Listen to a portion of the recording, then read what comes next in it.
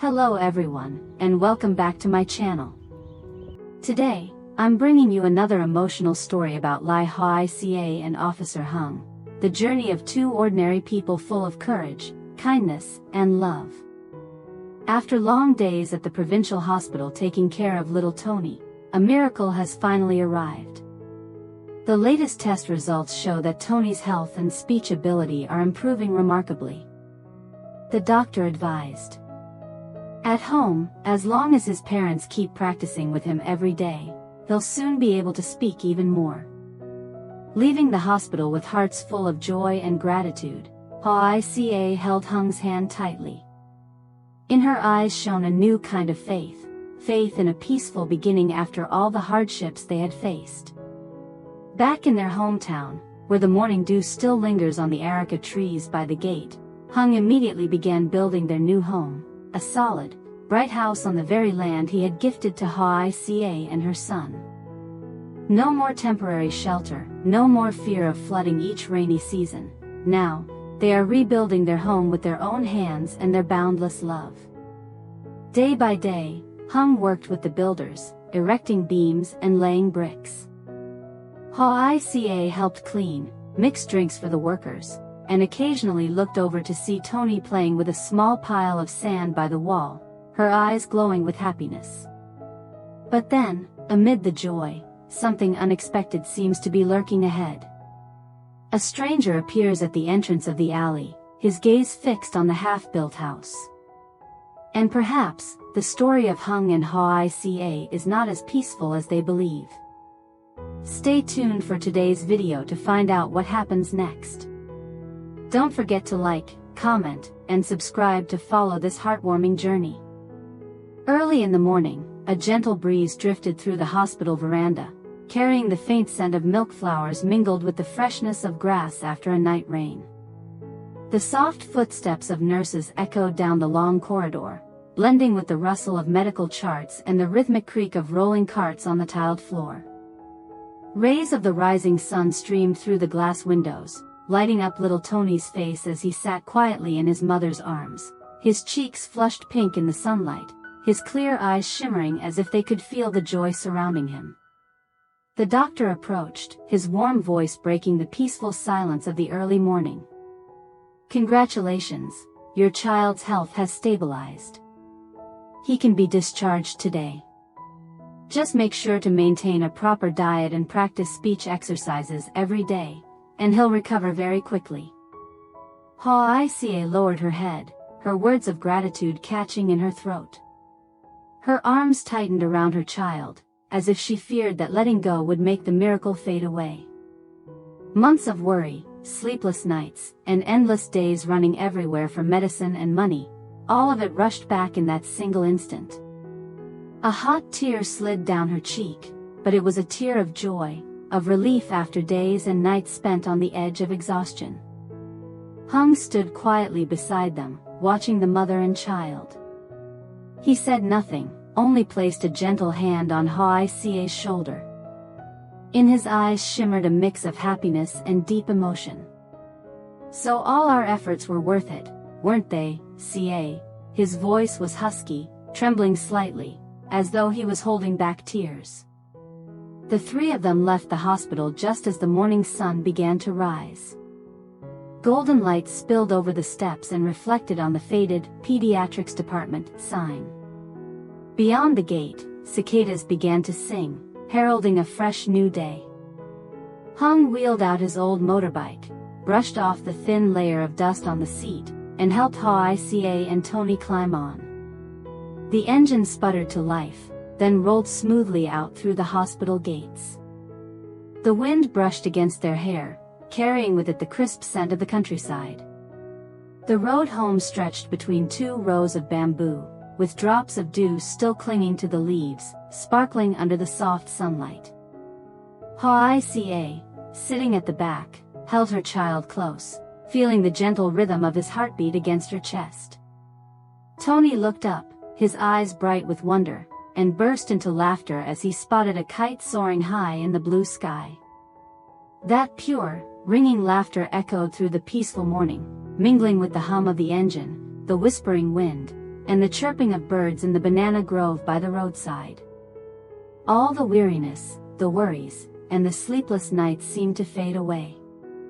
Only the golden sunlight, the soft breeze, and a small yet perfect happiness remained, a happiness they had earned through courage, perseverance, and tears. When they arrived at the small plot of land by the dike, where young areca palms planted months ago still glistened with morning dew, Hung stopped his motorbike.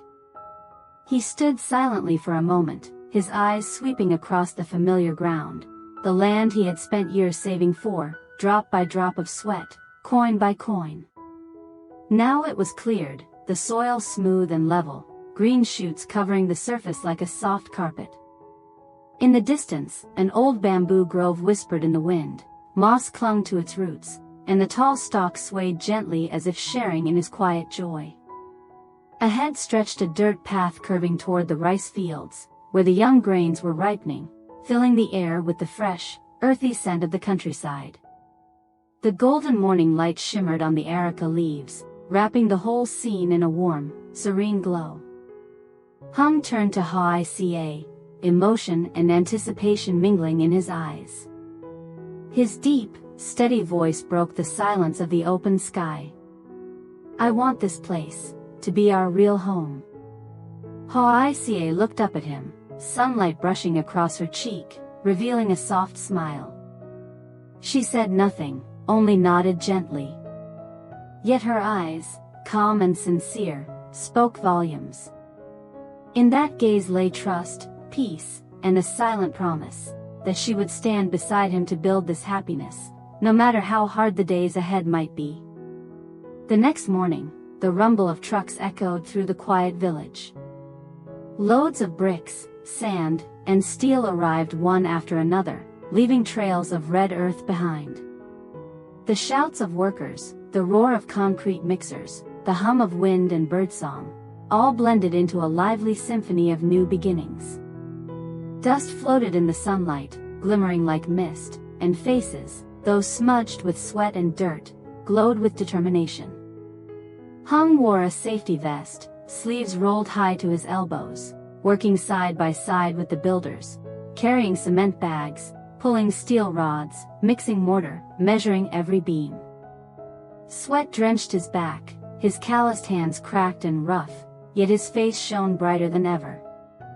Each time he looked up and saw the house slowly rising, brick by brick, his heart swelled with pride, for this was not just a house, but the fruit of years of endurance and faith.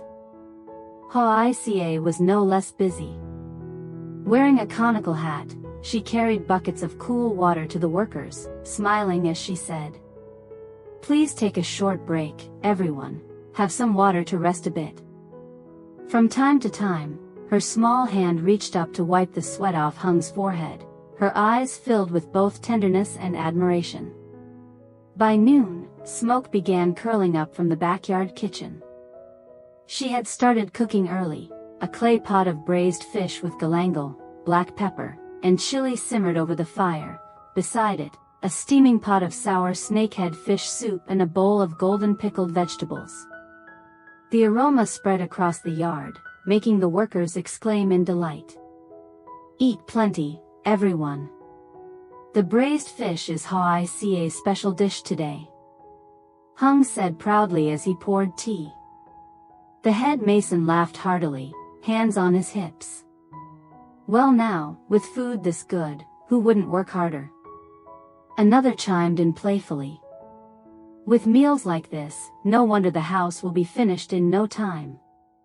Laughter erupted all around, echoing with the breeze throughout the village. The clanging of hammers, the scrape of shovels, and the workers' cheerful voices wove together like a summer song of labor. The sun climbed high, blazing hot, yet no one slowed down, every gesture brimmed with enthusiasm and hope.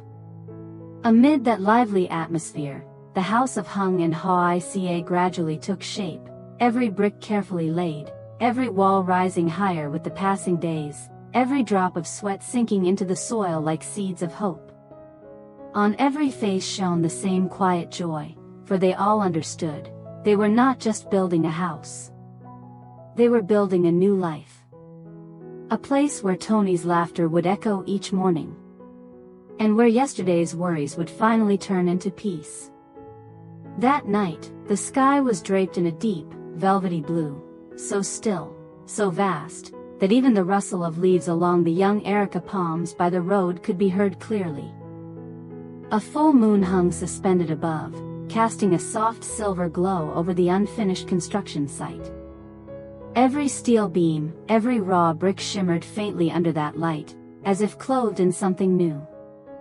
The scent of freshly poured concrete mingled with the damp earth and the cool night breeze, creating that distinctive fragrance of a worksite, the scent of labor, of beginnings, and of dreams slowly taking shape.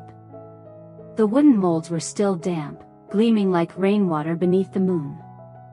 Nearby, piles of cement and rebar lay scattered, dusted with white powder.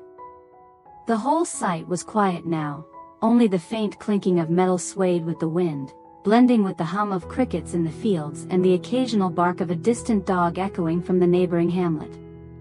Hung and Housewarming sat side by side on a stack of bricks, from where they could see the entire house, the newly poured concrete roof frame, the first wall standing proudly in the moonlight. The night wind stirred a few blueprints left atop a wooden crate, their fluttering sound like a whisper of hope. Housewarming rested her head on Hung's shoulder, her voice soft and trembling. "I never thought there would come a day when I'd have a home of my own." Her words were as light as the breeze, yet they struck straight into Hung's heart. He turned to look at her, her face gentle and small beneath the moonlight, her eyes glistening with tears. In those eyes, he saw their entire journey, the nights of leaking roofs in a tiny rented room, the days their child had a fever and they couldn't afford the hospital, the long hours of labor and saving every coin. And now, all of it seemed to melt away in this single quiet, peaceful moment. He said nothing for a long while, then gently tightened his hand around hers. His voice was deep and steady, warm like the earth after rain. "It's not just a house, it's a new beginning for us. When it's done, I'll throw the biggest housewarming party this village has ever seen. Everyone will know about our happiness." Housewarming laughed softly through her tears, giving his shoulder a playful tap. "You talk like a child." Hung grinned, eyes gleaming with quiet joy. "Then let me be a child. If it means I get to see you and our son smile like this, I could stay a child forever." They both turned their gaze toward the rising roof frame. Moonlight shimmered on the wet surface of the concrete, bright enough to reveal tiny droplets dripping from the scaffolding. In the distance, the night wind carried the scent of straw, of damp soil, of harvest days. Crickets chirped. Frogs croaked from the fields. The breeze whispered through the stacks of cement bags by the wall. Together, they formed a quiet countryside symphony, raw yet full of warmth. The moonlight spread over the two figures sitting close together, wrapped in silence and serenity, as if the whole world had narrowed down to just them and the small dreams slowly coming to life. Before them stood the first frame of their home, rough, unfinished, yet filled with faith, sweat, and love built day by day. And in that stillness of night, they both knew, from this moment on, their lives had turned a new page. They didn't need wealth or grandeur, only each other. And a place to come home to. That was enough. In the days that followed, golden sunlight spread across the small village, shining upon the construction site that was slowly taking on new life. Every morning, while dew still clung to the leaves, the sounds of hammers, saws, and cement mixers filled the air, mingling with the crowing of roosters and the cheerful chirping of birds in the young Erica palms by the gate. The scent of fresh plaster, newly cut wood, and the workers' lively chatter turned the small courtyard into a vibrant, living space brimming with energy. The dream house was now clearly taking shape. The once bare brick walls were now coated in a soft shade of pale yellow that gleamed under the sun like a new spring robe. The roof tiles, bright red and neatly aligned, reflected the sunlight, giving the house a warm and sturdy look. The wooden frames, freshly polished and fragrant with resin, glimmered when the breeze passed through.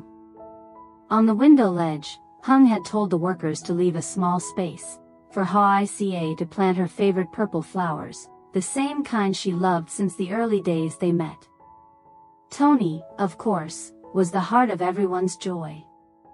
The little boy ran barefoot across the yard, his feet dusty, his hair messy under the sunlight, but his smile never fading. He grabbed a wooden stick, pretending to be a tiny builder, mimicking the gestures of the workers mixing mortar, bending down to scoop sand, then straightening up to shout, "Pour the cement now." Each time he fell, he quickly stood up, brushed off the dust, and laughed out loud.